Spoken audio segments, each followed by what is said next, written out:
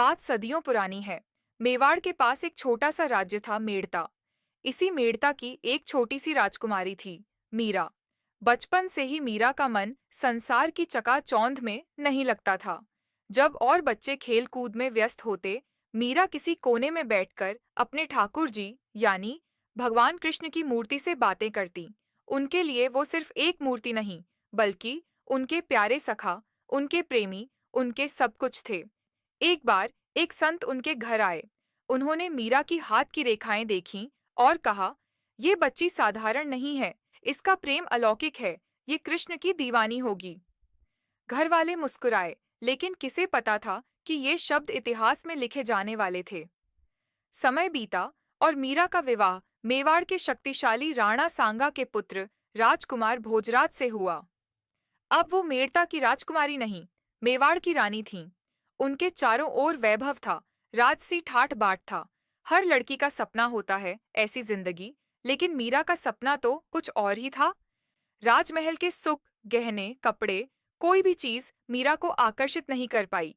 उनका मन तो हमेशा अपने गिरधर गोपाल में ही रमा रहता था। वो राजसी वस्त्रों को छोड़कर साधुओं जैसे कपड़े पहनती, महल के मंदिरों में घंटों भजन कीर्तन करती, साधु संतों के साथ सत्संग में लीन रहती। ये बात उनके ससुराल वालों को बिल्कुल पसंद नहीं थी। उन्हें लगा, ये क्या, मेवाड़ की रानी ऐसा बर्ताव कैसे कर सकती है। उन्होंने मीरा को रोकने की बहुत कोशिश की।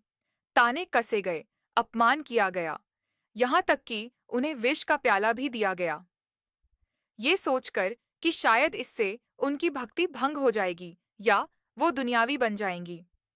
लेकिन मीरा का प्रेम इतना सच्चा और अटूट था कि उस विष का उन पर कोई असर नहीं हुआ। उनके लिए वो विष भी अमृत बन गया। मेरे तो गिरधर गोपाल, दूसरों ना कोई। ये पंक्तियां सिर्फ उनके भजन का हिस्सा नहीं थीं, ये उनके जीवन का सत्य थीं। आखिरकार मीरा ने दुनिया की सारी मोह माया और बंधनों को त्याग दिया। उन्होंने राजमहल छोड़ दिया और संतों के साथ कृष्ण भक्ति में लीन होकर दर दर भटकने लगीं।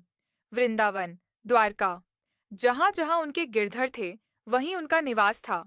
आज भी मीरा के भजन, उनकी कविताएं हमें उनकी अटूट भक्ति की याद दिलाती हैं। उन्होंने हमें सिखाया कि प्रेम की कोई सीमा नहीं होती, कोई बंधन नहीं होता। अगर हमारा प्रेम सच्चा हो, तो वो हर बाधा को पार कर जाता है।